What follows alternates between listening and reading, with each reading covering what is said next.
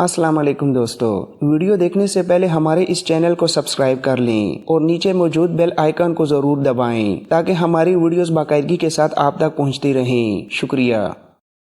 سرو ٹنڈرا میں سوائے کائی کے جانوروں کے لیے کوئی اور غذا نہیں اگتی تھی۔ ٹنڈرا کے جنوب میں سائبیریا کے گھنے جنگل تھے جن کو تیز اور شیریں دریا قطع کرتے تھے۔ ان جنگلوں کے جنوب میں چراگاہوں کا علاقہ تھا جہاں تھوڑی بہت بارش ہوتی تھی اور بڑی بڑی اونچی گھاس اگتی تھی۔ مغرب میں پہاڑی سلسلے دشت میں جا بجا گھس آتے تھے۔ ان کوہستانوں میں خانہ بدوشوں کو لوہے اور چاندی کی کانیں مل گئی تھیں اور وہ کسی نہ کسی طرح وہاں تھوڑی بہت کانکنی بھی کرنے لگے تھے۔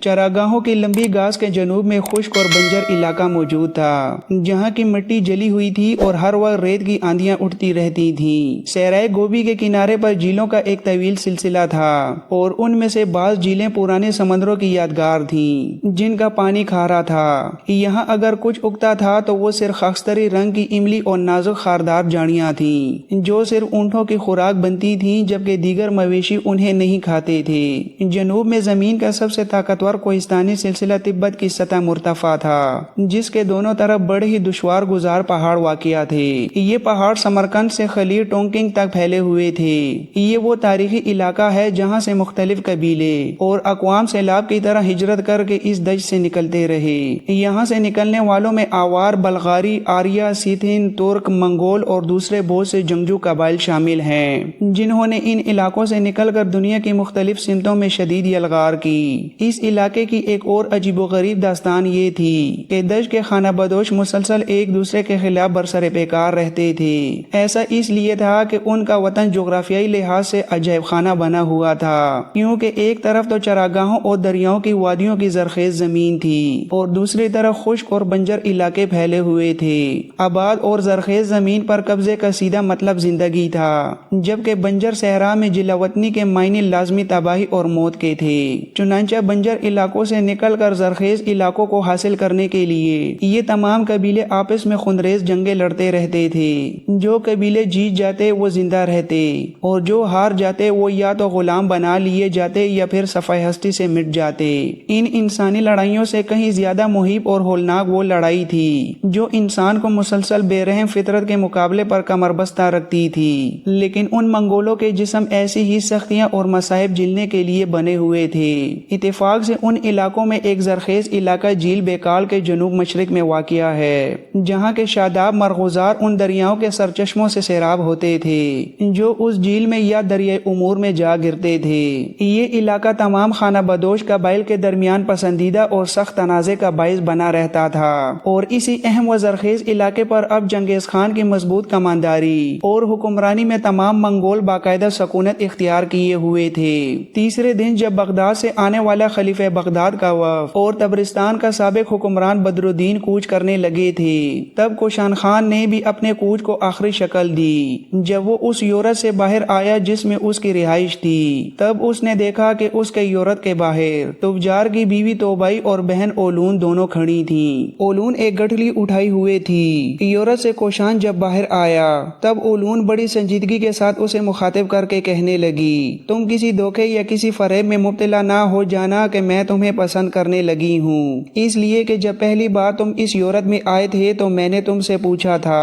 کیونکہ مجھے علم تھا کہ چنگیز خان نے تمہارے ساتھ وعدہ کیا ہے کہ ہمارے ہاں جو بھی لڑکی تمہیں پسند آئے گی اسے تم سے بیاہ دیا جائے گا۔ اسی اعلان کو مد نظر رکھتے ہوئے میں نے تم سے پوچھا تھا کہ اگر مجھ جیسی لڑکی تمہیں ملی تو شادی کر لو گے، لیکن تم نے انکار کر کے یہ ثابت کیا کہ تم اخلاق اور کردار کے ایک پختہ انسان ہو۔ لیکن یہ بات بھی اپنے ذہن میں بٹھا کر جانا کہ اگر یہاں قیام کے دوران تم یہ مطالبہ کرتے کہ مجھے تم سے بیاہ دیا جائے تو میں تم سے شادی کرنے سے صاف انکار کر دیتی۔ اس کی پہلی اور بڑی وجہ یہ ہے کہ میں مسلمانوں کو بالکل پسند نہیں کرتی اور دوسری وجہ یہ کہ تم کراچا کی شدید بے عزتی کا باعث بنے جو میرے بھائی تفجار کا چچا زاد ہے۔ یہاں تک کہنے کے بعد اولون ایک لمحے کے لیے رکی پھر کہنے لگی، چونکہ تم نے ہمارے ہاں ایک معزز مہمان کی حیثیت سے قیام کیا ہے اور جس یورت میں تمہیں ٹھہرایا گیا تھا وہ یورت اکثر و بیشتر میرے استعمال میں رہا ہے، اس لیے ایک مہمان کی حیثیت سے ہم تمہیں خالی ہاتھ نہیں جانے دیں گے۔ اس گٹھری میں تمہارے لیے کچھ کپڑے اور دوسرا ضروری سامان ہے تاکہ تمہارے ذہن میں یہ بات رہے کہ جن کے ہاں تم مہمان کی حیثیت سے چند دن قیام کر چکے ہو ان کی طرف سے تمہارے لیے یہ الوداعی تحفہ ہے۔ یہاں تک کہنے کے بعد اولون جب خاموش ہوئی تب کوشان نے ایک گہری اور تیکھی نگاہ اولون پر ڈالی، پھر کہنے لگا، تجار کی بہن، میں جو کہنے لگا ہوں اسے ذرا غور سے سن۔ اگر تو کسی ایسے ماحول میں بھی ہوتی کہ تو اپنے آپ کو میری زندگی کے ساتھی کے طور پر پیش کرتی تو میں خود ہی انکار کر دیتا، تمہیں ناپسند کرتا، بلکہ تم سے سخت نفرت کرتا، صرف اس بنا پر کہ تم مسلمانوں کو پسند نہیں کرتی۔ دوسری بات یہ کہ میں تم جیسی لڑکیوں سے کوئی تحفے قبول نہیں کرتا۔ میں اگر شادی کے لیے ہاں کر دوں تو تم جیسی سینکڑوں لڑکیاں میرے آگے پیچھے دھکے کھاتی پھریں۔ اس لیے اس گٹھری کو جس میں تحفے رکھے ہیں اپنے ہی پاس سنبھال کر رکھو۔ اس کے ساتھ ہی شدید ناپسندیدگی کے عالم میں زوردار انداز میں پاؤں زمین پر مارتا ہوا کوشان تیزی سے آگے بڑھ گیا تھا۔ اس کے اس تیکھے رویے اور کرارے الفاظ پر اولون اور توبائی دونوں حیرت و صدمے سے دنگ رہ گئی تھیں۔ آخرکار کوشان اس جگہ پہنچا جہاں خاقان اعظم چنگیز خان اپنے تمام سالاروں کے ساتھ اس بغداد کے وفد اور تبرستان کے سابق حکمران بدر الدین کو الوداع کہنے کے لیے کھڑا تھا۔ سب سے اس نے نہایت پرجوش انداز میں مصافحہ کیا۔ آخر میں وہ کوشان سے ملا اور تاکید کرتے ہوئے کہنے لگا، دیکھو اپنا وعدہ لازمی نبھانا۔ اس دشت کی طرف سے تمہیں جب یہ خبریں ملیں کہ ہم ایک لشکر لے کر یہاں سے نکل کھڑے ہوئے ہیں اور ہمارا رخ خوارزم شاہی سلطنت کی حدود کی طرف ہے تو تم فوراً ہم سے آن ملنا، ہم نہایت گرم جوشی سے تمہارا استقبال کریں گے۔ چنگیز خان سے ہاتھ ملانے کے بعد کوشان سالار تفجار سے ملا۔ تفجار کے قریب ہی تائیجود قبیلے کا نوجوان سردار برغا خان کھڑا تھا۔ کوشان نے جب اس سے ہاتھ ملانا چاہا تو برغا خان نے اپنا ہاتھ پیچھے کر لیا اور آگے بڑھ کر کوشان سے نہایت گرم جوشی سے بغلگیر ہو گیا۔ پھر اس نے کوشان کے کان میں سرگوشی کرتے ہوئے کہا، مجھے کبھی بھول نہ جانا، ہرگز فراموش نہ کر جانا۔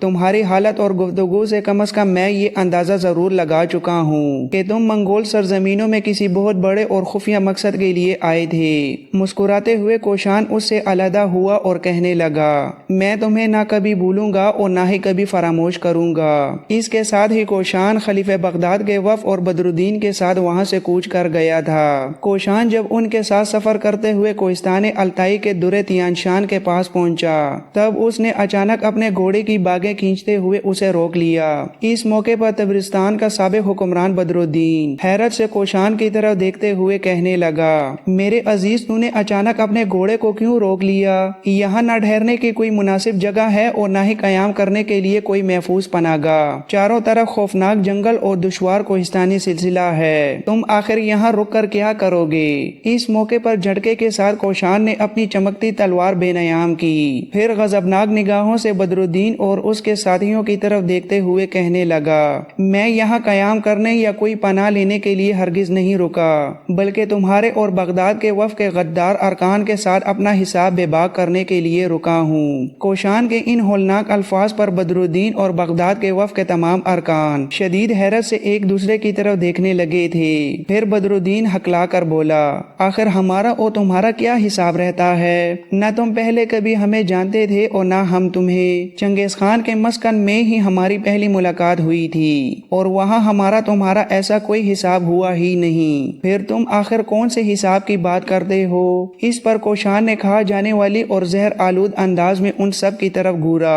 پھر بائیں ہاتھ میں مضبوط ڈال سنبھالی اور دائیں ہاتھ میں برچھا نما تلوار فضا میں لہراتے ہوئے شیر کی طرح دھاڑ کر کہنے لگا، تم سب لوگ اسلام اور ملت کے غدار ہو، تمہاری عقل کے تمام پیچ مسمار ہو چکے ہیں۔ تم جیسے بدبخت لوگوں نے اپنی وحدانیت کے مقدس رنگ، اپنی ملت کے پیار کی پاکیزہ خوشبو، مسلمانوں کے ایمان کے جذبوں کی حرارت، اسلام کی سچی محبت کی تمازت، اپنی یکجہتی کی چکا چوند اور مسلم قوم کی عظیم اخوت کی مٹھاس کو کفار اور اغیار کے ہاتھوں ناپاک مفادات کی خاطر بیچنے کی گناؤنی کوشش کی ہے۔ یہاں تک کہنے کے بعد کوشان خان رکا، پھر پہلے سے زیادہ غضبناک آواز میں انہیں مخاطب کرتے ہوئے کہہ رہا تھا، ظالم کے بچوں، ہم لوگ لا سے الا اللہ تک سفر کرنے والے لوگ ہیں، یہاں ہماری صداقت کا نجات دہندہ ہے، یہی رب واحد کی بندگی کو ہمارا ہم سفر بناتا ہے۔ مسلمان تو آندھیوں ڈائریوں میں اپنی داستان شجاعت رقم کرنے کی ہمت اور جرت رکھتا ہے، لیکن تم لوگوں نے چنگیز خان کے پاس جا کر مسلمانوں کی انا اور آن کا سودا کیا۔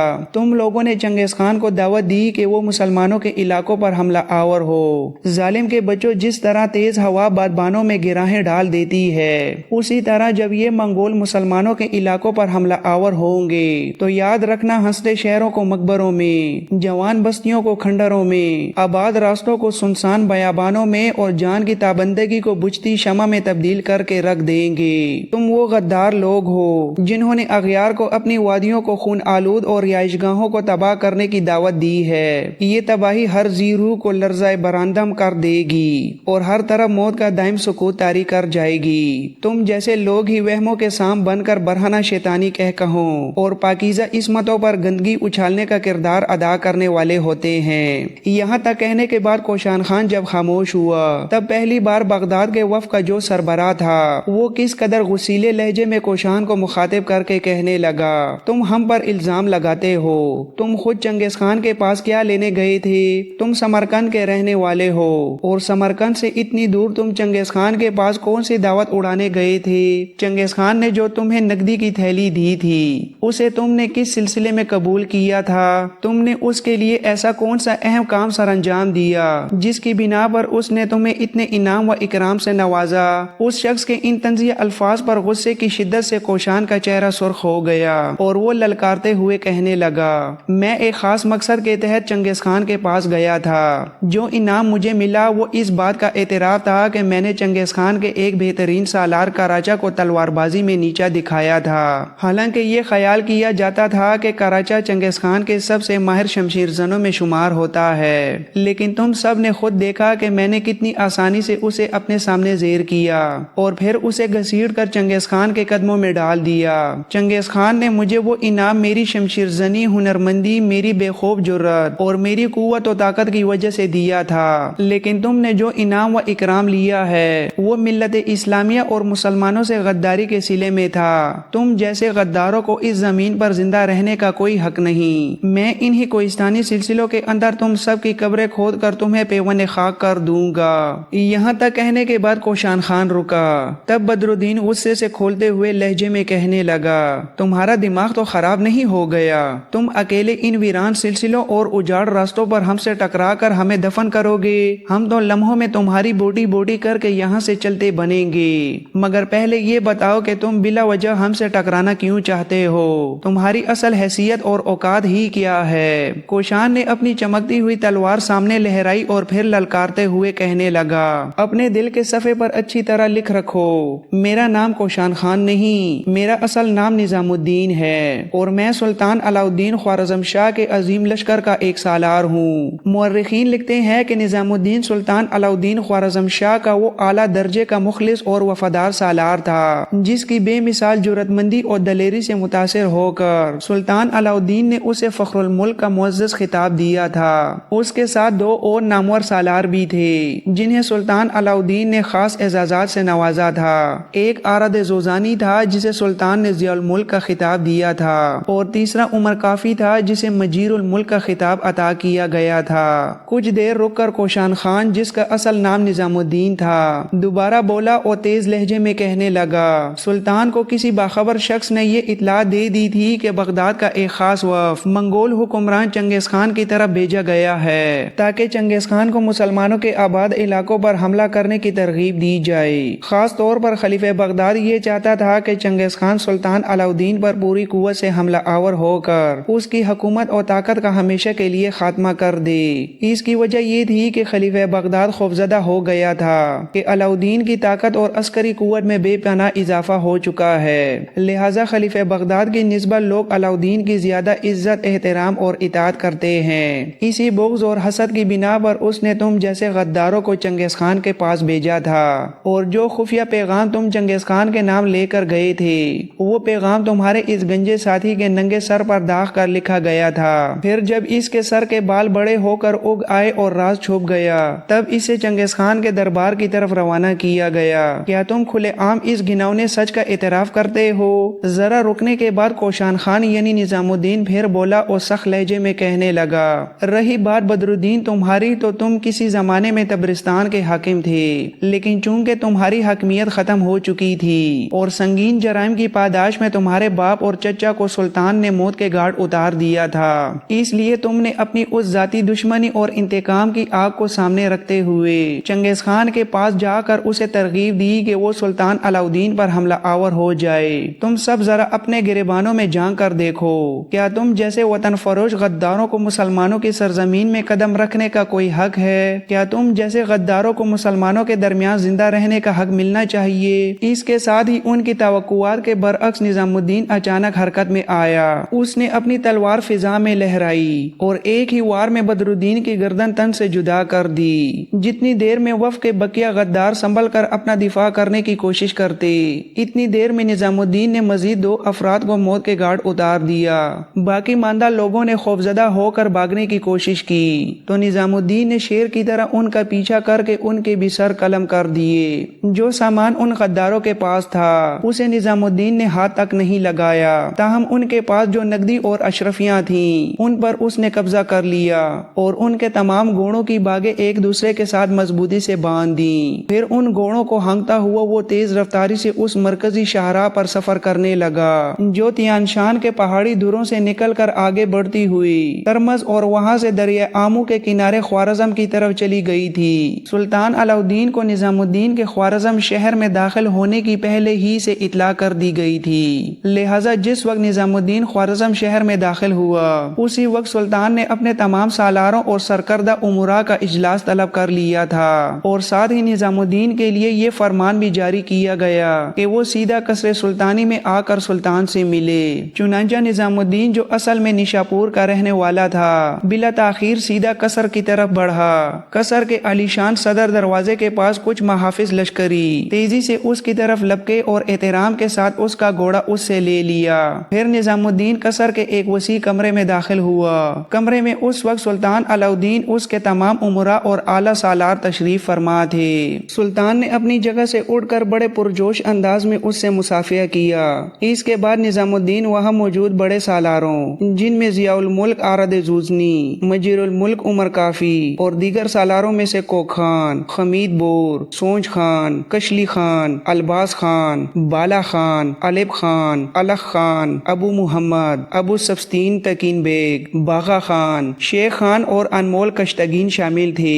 ان سب سے باری باری مصافحہ کرتے ہوئے ملا۔ پھر سلطان کے اشارے پر وہ آرد زوزنی اور عمر کافی کے پاس جا کر بیٹھ گیا تھا۔ سلطان کے دریافت کرنے پر نظام الدین نے چنگیز خان کے علاقوں میں جا کر جو کچھ حالات دیکھے تھے اور جو کچھ اس پر بیتا تھا وہ سب تفصیل کے ساتھ بیان کیا اور ساتھ ہی بغداد کے غدار وف اور بدر الدین کو جو اس نے کوہستانی راستے میں کتوں کی طرح موت کے گھاٹ اتارا تھا اس واقعے کی بھی پوری تفصیل سنا دی۔ ساری تفصیل جاننے کے بعد نہ صرف سلطان علاؤدین خوارزم شاہ بلکہ تمام سالار بھی کافی دیر تک گہری خاموشی میں ڈوبے بیٹھے رہے۔ پھر انتہائی دکھ بھرے لہجے میں سلطان علاؤدین بولا اور کہنے لگا، بدر الدین کے علاوہ بغداد کے خلیفہ نے چنگیز خان کے پاس وفد بھیج کر اور اسے ہم پر حملہ کرنے کی ترغیب دے کر بالکل اچھا نہیں کیا۔ یہ پوری مسلم امہ کی پیٹھ میں خنجر گھونپنے کے مترادف ہے۔ خلیفہ بغداد اگر یہ سمجھتا ہے کہ وہ ہمیں تباہ و برباد کرنے کے بعد مسلم امہ میں ایک مقبول شخصیت بن کر ابھرے گا تو یہ اس کی خام خیالی اور شدید مغالطہ ہے۔ اس کے پاس نہ تو لڑنے کی عسکری قوت ہے اور نہ سیاسی طاقت۔ عوام صرف ان لوگوں کا احترام بنو ہاشم کے خاندانی تعلق کی وجہ سے کرتے ہیں، ورنہ بذات خود ان میں کوئی خاص صفت یا قابلیت نہیں۔ ہم لوگ ایک سچے مسلمان کی حیثیت سے ان سے قدر بہتر اور غیرت مند ہیں۔